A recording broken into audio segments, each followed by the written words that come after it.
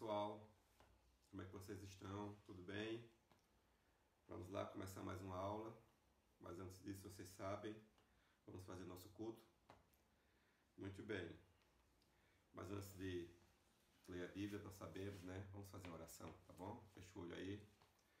Querido Pai amado, estamos abrindo a Bíblia novamente e precisamos desse poder do céu para nossas vidas. Então abre o nosso entendimento, em nome de Jesus. Amém. Pessoal, nós estamos ainda naquele projeto Reavivados por Sua Palavra, estamos no livro de Salmos. Eu separei um versículo aqui para a gente fazer uma meditaçãozinha que está no Salmo 126, verso 3, que diz assim, ó: com efeito, grandes coisas fez o Senhor por nós, por isso estamos alegres. Foi mesmo nos momentos de crises que Deus fez grandes coisas pelo seu povo. Não é? Estamos vivendo um momento de crise, em todas as áreas, econômica, saúde, etc. E é nesse momento que Deus quer fazer grandes coisas por nós. E a gente vê vários exemplos na Bíblia. Lembram quando o povo de Israel saiu do Egito? Não é? Além das pragas do Egito, o povo caminhando pelo deserto de Deus, milagre em cima de milagres. Ou seja, grandes coisas fez o Senhor por aquele povo e está disposto a fazer por a gente. Já pensou? Abriu o Mar Vermelho e o povo passou em terra seca. Durante o deserto não tinha água e providenciava água. Da rocha saía água. Também não tinha comida também, não é? Ele mandava maná todo dia para o povo. Interessante, né? Que Deus orientava, olha, pega só uma porção para que eles tivessem fé, porque no outro dia vai ter mais. Os que duvidavam disso, o maná, né, dava bicho, apodrecia. E interessante, na sexta-feira ele mandava pegar a porção dobrada, porque no sábado não é o dia de descanso, não é o dia de trabalhar, não é o dia de fazer, é o dia só de adoração a Deus. E ali podia pegar a porção dobrada que não dava bicho, não apodrecia. Né? Então, grandes coisas fez o Senhor por nós, por isso estamos alegres. Então, não importa o que estejamos passando agora, que deserto, que tipo de deserto eu esteja passando, você esteja passando, é nesse momento que Deus deseja fazer grandes coisas por nós, tá certo? Por isso, além dessa meditação, vou colocar uma música também dos Arautos Reis, já conhecida de todos nós, que é Tenham Paz, para que vocês possam meditar novamente na letra dessa música e saber que Deus está fazendo grandes coisas por nós neste momento. Deus abençoe a vocês. Vamos orar novamente e depois vocês escutam a música, tá certo? Vamos lá. Querido Pai amado, mais uma vez estamos aqui agradecidos a Ti, ó Pai, porque é nesse momento de dificuldades, de crise, que Tu estás querendo fazer grandes coisas por nós, para que nós possamos entender que Tu estás conosco nessa caminhada. Nos abençoa agora, até a Tua volta, em nome de Jesus. Amém. Muito bem, pessoal, vamos lá para a nossa aulinha. E agora nós vamos falar um assunto muito interessante, que eu gosto muito, que é sobre a dinâmica atmosférica, ou seja, sobre o ar, não é? Sobre essa camada gasosa que envolve a Terra, que na verdade é fenomenal pensar, não é? Como nós respiramos, como nós temos essa camada, que ela é importante por vários motivos, tá certo? Sabendo que a atmosfera terrestre, não é? Foi formada no segundo dia da criação, no projeto de Deus, ele precisava preparar logo o ambiente para o ser humano, e no segundo dia da criação ele fez o firmamento, não é? Ou seja, o céu, o que nós conhecemos que é o céu atmosférico, tá certo? Porque na verdade é uma necessidade básica do ser humano, que é justamente respirar, ok? Muito bem. Muito bem, segundo a evolução, né, a atmosfera foi formada durante bilhões, mas como eu já falei antes, né, nós criacionistas cremos que foi no segundo dia da criação que Deus fez justamente a atmosfera, tá certo? E com a perfeição que tem a atmosfera, né, a quantidade certa de gases, como a gente vai discutir daqui a pouco, né, eu creio que foi alguém com inteligência, com sabedoria que fez, para justamente atender às necessidades humanas, ok? Como sabe, a atmosfera é essa camada gasosa que envolve a Terra, tá certo? E ela está justamente dividida em várias camadas, como nós vamos ver daqui a pouco. Então, para ter ideia, quais os gases que compõem a atmosfera, nós temos basicamente em média de 30, ou melhor, de 78%, certo, de nitrogênio. 78, aqui no livro nós vemos que tem 78,84, ok? De oxigênio nós temos 20,946% de oxigênio, certo? E outros gases como argônio e outros, temos quase 1%. É basicamente isso que nós temos aqui na atmosfera. Muito bem, como eu estava falando, não é?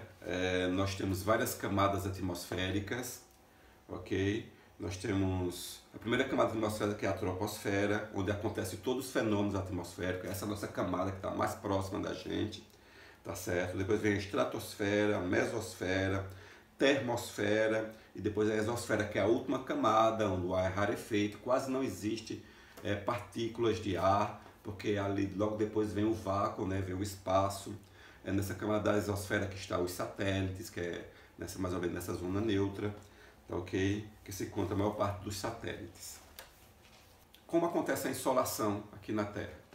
Então você sabe que a Terra tem sua inclinação, não é? E os raios solares batem de forma diferente na Terra.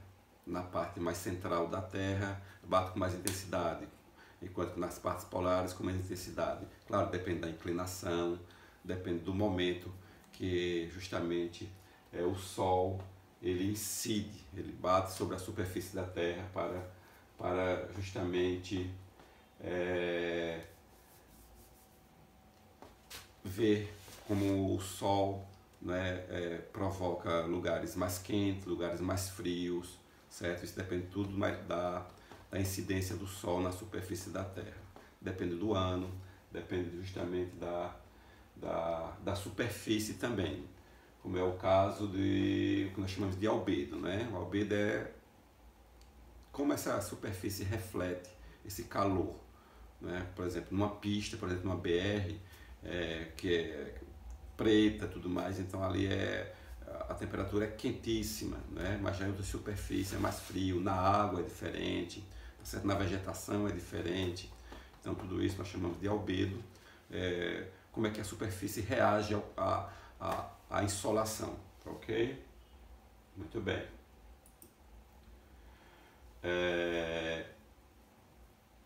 Então, como eu falei, a temperatura do ar, ela depende justamente da insolação, depende da inclinação da Terra, tá certo? Como nós vemos aqui, ó, os raios solares sobre a superfície da Terra, não é? Então, vários aspectos influenciam aí, por exemplo, como a latitude. Como é que é a temperatura na parte central da Terra, onde fica a linha do Equador? Como é que é nos polos? Outra coisa interessante é a pressão atmosférica, não é? Ou seja, quanto mais a camada é mais próxima da Terra, maior a pressão atmosférica, certo? É como se você colocasse vários livros junto, a pressão está mais embaixo, então não é diferente também, tá certo? Então, uma cidade que está próximo ao nível do mar, ela tem maior pressão atmosférica, é como se tivesse maior quantidade de partículas de ar ali. E quanto maior a altitude, menor quantidade de ar, tá certo? O ar vai ficando mais rarefeito até chegar à exosfera, como eu falei, que quase não tem partículas de ar, que é na divisa com o espaço sideral, tá ok? Vamos falar um pouquinho sobre o vento, certo? Aqui na página 27 começamos a falar sobre o vento. A forma mais tradicional de falar o que é vento que é o ar em movimento, né? Ou seja, o ar, se estiver estável, parado, não podemos chamar de vento. Mas quando o ar se movimenta, então passa a ser chamado vento. Então o vento tem uma participação muito importante na vida do ser humano. Não é? Se não fosse o vento, a gente morreria de calor, poderíamos dizer assim, mas ele pode amenizar o calor, pode ser usado de várias formas, é útil para várias, né, de várias maneiras. O homem tem usado ele.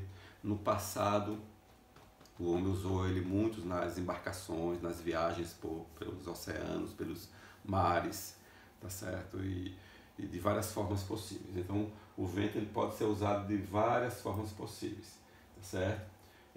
Deus também usa o vento, certo? Na natureza, para justamente disseminar as sementes, certo? Para as plantações nunca morrerem totalmente, sempre nascer novas sementes. O vento é responsável por isso, ok?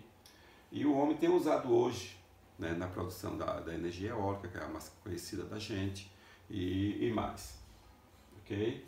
A velocidade do vento é medido pelo anemômetro, certo? Ali a gente vai saber a velocidade do vento, ok?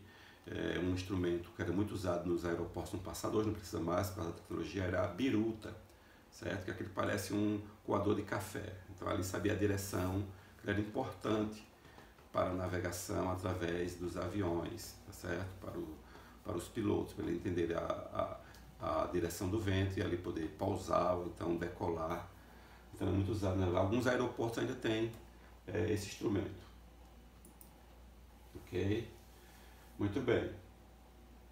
Então o vento ele pode provocar vários fenômenos atmosféricos. Então os mais conhecidos são os furacões, não é? Dependendo da região, do local, pode ser ciclone, tufão. Aqui no Brasil conhecemos muito essa questão do furacão, aqui na América, né? Lá nos Estados Unidos mesmo, tem a região lá, da região central, chama de Alameda dos furacões, dos tornados, e lá tem muito esses fenômenos atmosféricos, né? Durante o ano, é mais de 20, eles até já classificaram por nomes, tá certo? São mortais, eles já se preparam, já fazem abrigo subterrâneo, porque é muito perigoso esses furacões, realmente é razão. Eles têm classificações, né, F1 até o F5. O F5 é aquele que, quando passa, arrasa com tudo, só deixa a terra mesmo, não fica água, não fica casa, não fica nada. Esse F5, tá certo? E é isso que acontece. Muito bem. Outra coisa importante que podemos falar sobre a atmosfera é com relação ao ciclo da água, certo? Junto com o Sol, forma o ciclo da água. Então, o Sol, né, ele incide sobre a água da Terra, principalmente sobre os oceanos, acontece a evaporação, certo? Esse ar aquecido leva junto para o espaço as gotículas de água, formando as nuvens, que depois se condensam, não é? Dependendo da temperatura, e aí cai em forma de chuva, de granizo, de neve, certo? Esse é chamado ciclo da água. Vocês conhecem, que é muito bem, tá ok? Muito bem, essas são as formas de precipitações. Esse ciclo da água é muito importante para a sobrevivência humana, não é? Sabe que o ser humano depende da água. Então Deus, na sua sabedoria, fez esse processo e nós podemos ter água para a nossa sobrevivência, não só a gente, como os animais e todos os seres vivos, as próprias vegetações e os animais também dependem desse ciclo da água, ok? Muito bem. Outra coisa importante é justamente os climas da Terra. Então, como vocês sabem, falamos no início sobre a insolação, sobre a curvatura da Terra. Então, tudo isso provoca climas diferentes na Terra. Então, alguns fenômenos acontecem na Terra para a gente saber o que determina os climas. Então, pode ser a latitude, ou seja, a localização no centro da Terra. Países que ficam na zona tropical tem clima mais quente porque a insolação é maior. Países que vão ficando próximos ao polo tem clima mais frio. E foi determinado alguns tipos de climas, dependendo da latitude, altitude, massas de ar, regiões próximas aos oceanos, tá certo? Próximo a alguns mares. Então vamos citar alguns tipos de climas aqui para vocês, como vocês vamos ver aqui, tá certo? Justamente aqui a partir da página 32, Nós vemos um mapa aqui, observem aí também os tipos de climas da Terra. Sabendo que eu queria que vocês diferenciassem tempo de clima. Tempo é o estado momentâneo do clima naquele lugar, naquela região. Como é que está o tempo? Então está desse jeito, está chuvoso, está ensolarado, né? O clima está com essa temperatura, então esse é o tempo. Já clima se refere, não é? Tipo uma pesquisa que é feita do tempo durante vários anos para ver a média daquele lugar. Então, qual é o clima de Caruaru? O clima de Caruaru é tantos graus, mas isso é feito durante anos. Já o tempo não, é naquele dia, naquele momento. Ok? Isso é para vocês diferenciarem tempo de clima. Muito bem. E aqui na página 32 nós vemos aqui os vários tipos de climas que existem no mundo, tá certo? Os mais conhecidos daqui do Brasil, que a gente vai comentar daqui a pouco, são os climas tropicais, porque nós estamos num país tropical, estamos exatamente dentro da zona tropical da Terra, tá ok? Mas, dependendo da sua localização no mundo, se for próximo a regiões polares, então clima polar. Depois vem clima frio, vem amenizando. Depois clima temperado, tá certo? Depois chega clima tropical, até chegar os países que estão justamente na linha do Equador, chamado clima equatorial. Mas tem outros climas também, clima subtropical, como nós temos aqui no sul do Brasil, tá certo? E nas regiões desérticas, clima deserto, menos deserto um pouquinho, então clima semiárido, como nós temos aqui no Nordeste, porque existe um pouquinho de umidade do ar ainda. Já no deserto não, é quase zero de umidade no ar, então clima desértico, que é um clima árido, ok? Já naquela região próxima ao Mediterrâneo, tem uma característica bem diferenciada, então clima mediterrâneo. Então vejam que existem vários tipos de climas no mundo, diversificado. Isso, como eu disse no início, depende da altitude, que é a altura, latitude, que é a localização no planeta, tá certo? Se é próximo da zona polar, se é no meio do planeta, na zona equatorial. Muito bem. Ok? Então veja, aqui no Brasil mesmo, né? Aqui no Brasil mesmo, nós vemos que a região norte do Brasil se destaca o clima equatorial, porque ali passa a linha do Equador. Vem para o Nordeste, destaca o clima semiárido, porque a maior parte daqui é de sertão, tá certo? Daquela região de Caatinga, clima semiárido. Na região central do Brasil, clima tropical, que é o principal clima do Brasil. Já na região sudeste, como é montanhoso, então tropical de altitude, já que é montanhoso. E na região sul, como eu falei antes, clima subtropical, que é um clima mais ameno, mais frio, justamente nessa região que cai neve, não é? Durante o inverno. Não precisa ir para a Europa, para outro país, para ver neve. No inverno cai neve em algumas cidades montanhosas, lá em Santa Catarina, em algumas regiões lá. Ok? A outra parte, para finalizar, é justamente a questão dos problemas ambientais que existem no planeta. Entre eles está o aquecimento global, né? Justamente resultado da queima de combustíveis fósseis, das fábricas, dos carros, das queimadas. Então provoca esse fenômeno, né, atmosférico, que justamente é o efeito estufa, que é mais ou menos aquilo que nós vemos, por exemplo, num carro. Se deixar um carro no sol, né, então o sol penetra pelos vidros, aquece o carro ali, e aí quando você abre assim, meio-dia, 2 horas, aquele calor sai de dentro, né, justamente porque o sol conseguiu entrar, mas o calor não conseguiu sair totalmente, então aquece o carro. Isso acontece com o planeta, né? Então as fumaças, né, a poluição sobe para o espaço, faz uma camada também. O sol consegue penetrar na Terra, quando bate na superfície, que volta para o espaço, não consegue sair totalmente, então aquece mais a Terra. Isso é o chamado efeito estufa, tá ok? Muito bem. Então existem vários problemas ambientais que nós temos aqui na Terra, tá certo? Que poderiam ser solucionados. O mais importante seria diminuir a industrialização, que é o principal responsável por esse efeito estufa. Mas quem quer deixar de produzir? Muito bem, então basicamente isso aqui é o que nós aprendemos com esse assunto da atmosfera.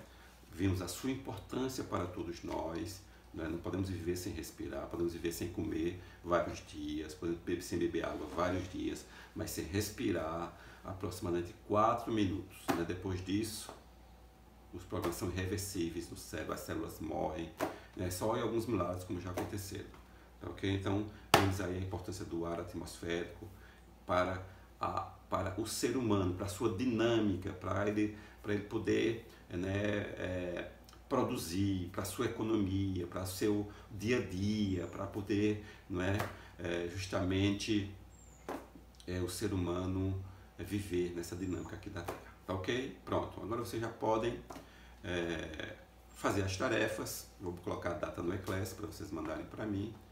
Tá, ok? E vou colocar algum vídeo para vocês também melhorar o conhecimento sobre a atmosfera, sobre o que nós estamos estudando aqui. Tá, ok? Muito bem. Estude bem, né? Se preparem, tá certo? Para que possamos entender bem esse assunto. Valeu! Até a próxima aula.